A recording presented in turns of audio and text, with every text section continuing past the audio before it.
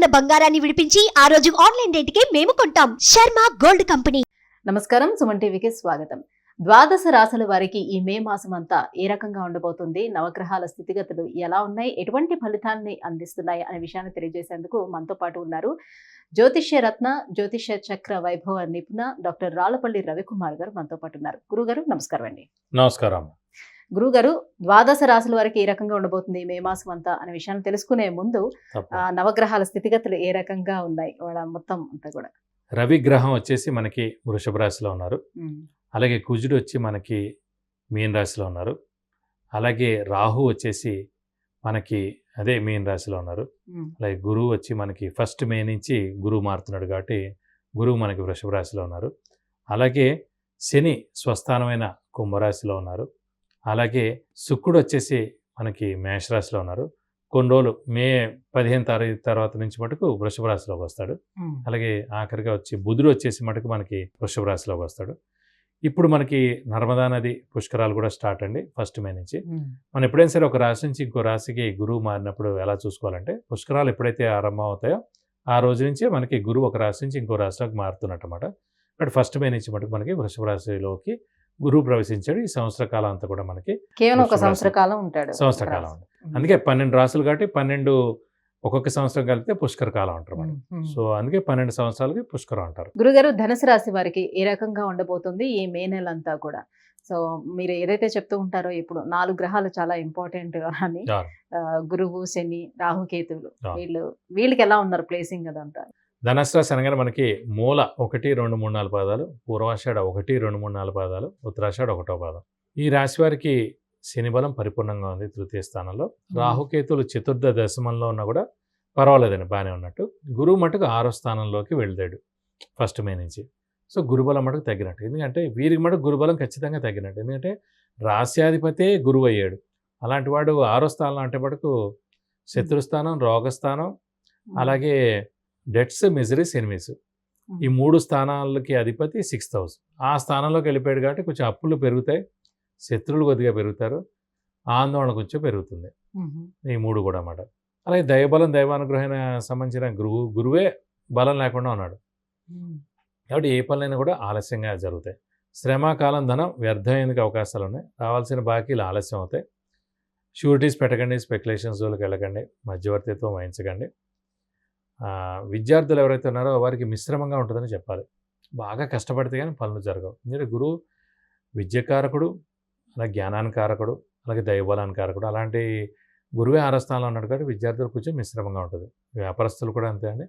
వారు కూడా కొత్త వ్యాపారం స్టార్ట్ చేయకుండా ఉండడం మంచిది. అలాగే మధ్యవర్తిత్వం వహించకూడదు. అలాగే ఎక్స్పాన్షన్ జోలు కూడా వెళ్ళకపోతే మంచిది. ఎందుకంటే 6వ స్థానం అనేది ఏంటంటే రోగ రుణ స్థానం అన్నమాట. కాబట్టి రుణాలు కూడా పెరుగుతాయి ఈ రాశి వారికి.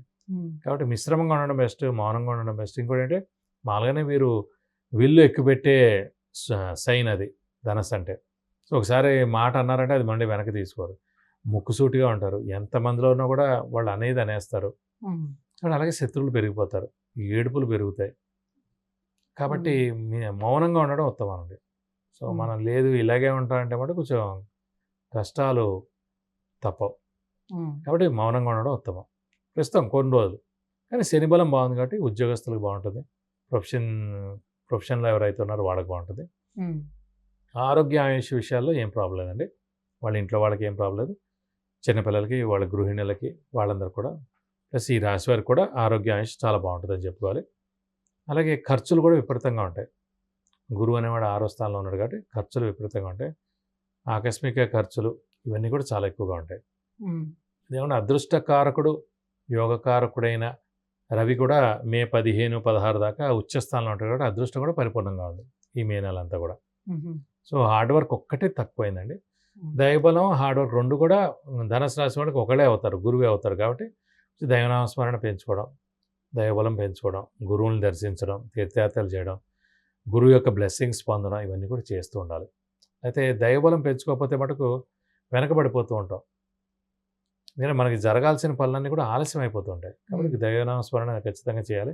సంఘంలో జరిగే పనులన్నింటిలో కూడా, ఇప్పుడు శ్రీరామనవమి ఉంది, దసరా ఉంది, వినాయక చవితి, ఇవన్నిట్లో కూడా పాల్గొంటే మనకి దైవబలం పెరుగుతుందండి. అలాగే శుభకార్యాల్లో పాల్గొన్నా కూడా. అయితే వృత్తి ఉద్యోగాల పట్ల ఎలా ఉంటుంది ఆ విషయంలో? వృత్తి ఉద్యోగాల రీచ్ అయితే బాగానే ఉంది. ఎందుకంటే శని బాగున్నాడు కాబట్టి శని వృత్తికారకుడు, ఉద్యోగకారకుడు, ప్రొఫెషన్ కారకుడు కూడా శని అయ్యాడు. అలాంటి తృతీయ స్థానంలో స్వస్థానంలో ఉన్నాడు కాబట్టి ఖచ్చితంగా ఉద్యోగస్తులకి పట్టిందల్లా బంగారం చెప్పుకోవచ్చు. వృత్తి చేసుకునే వాళ్ళందరూ కూడా ఏ ప్రాబ్లం ఉండదు. అన్ని విధాలు కూడా చాలా బాగుంటుందనే చెప్పుకోవాలి. అయితే గురుబలం తగ్గింది కాబట్టి భార్యాభర్తల మధ్యన కాస్త అనుబంధాలు కానీ రిలేషన్షిప్స్ అనేది ఏ రకంగా ఉంటుంది? ఏమైనా నూతన కార్యక్రమాలు చేపట్టాలంటే ఇప్పుడు ఆగడం మంచిదంటారా? లేకపోతే శని బాగుందని చేసుకోవచ్చు అంటారా? నూతన పనులన్నీ మటుకు చేసుకోవచ్చండి. చిన్న చిన్నవి అయితే పర్లేదు. మెయిన్గా ఏదైనా ఇల్లు విషయం కానివ్వండి, లేకపోతే వివాహ విషయం కానివ్వండి, సంతానం విషయం కానీ అవన్నీ కూడా అంత ఈజీగా జరగదు. అది గురుబలం ఖచ్చితంగా ఉండాలి. భార్యాభర్తల అన్యోన్యతకి గురుబలానికి సంబంధం లేదండి. సో భార్యాభర్తల అన్యోన్యతకి ఇబ్బంది ఏమి ఉండదు. అది బాగానే ఉంది. సో నూతన పనులు ఏదైనా సరే, పెద్ద పెద్ద పనులు ఏదైనా సరే, ఒక కారు కొనాలన్నా, ఇల్లు కొనాలన్నా, లేకపోతే ఏదైనా శంకుస్థాపన చేయాలన్నా, లేదంటే వివాహ విషయం కానివ్వండి, సంతాన విషయం, ఇవన్నీ కూడా అంత ఈజీగా జరగవు. డిలే అవుతుంది. గురువు బాలేడు కాబట్టి. ఇప్పుడు 3 నెలల పాటు మూఢం ఉంది. మే, జూన్, జూలై కూడా. సో ఆగస్ట్ నుంచే ముహూర్తాలు స్టార్ట్. సో 3 నెలలు ఇక్కడికే పోయింది మనకి. కాబట్టి అవన్నీ కూడా అంటే సంవత్సరం ద్వితీయార్థం నుంచి కొంచెం బెటర్ అన్నట్టు. అలా వేసుకోవచ్చు. మీరు దసరా నుంచి పర్వాలేదు అనుకోవచ్చు. ఇంకా ఎటువంటి పరిహారాలను పాటించుకోవాలంటే? సో వీరు కూడా అంతే అండి. గురుబలమే లేదు కాబట్టి ప్రతి గురువారం ఉపవాసం ఉండడం, అలాగే దత్తాత్రేయ స్వామిని ఎక్కువగా పూజించడం, ప్రతిరోజు దత్తాత్రేయ స్వామి అష్టోత్తరం చదువుకోవడం, ప్రతి గురువారం దత్తాత్రేయ స్వామి టెంపుల్కి వెళ్ళి 41 ప్రదక్షిణాలు చేస్తే కనుక దోషం ఏమైనా ఉంటే కూడా తొలగిపోతుంది. ఇలా మనం గురుబలం పెంచుకోవచ్చు.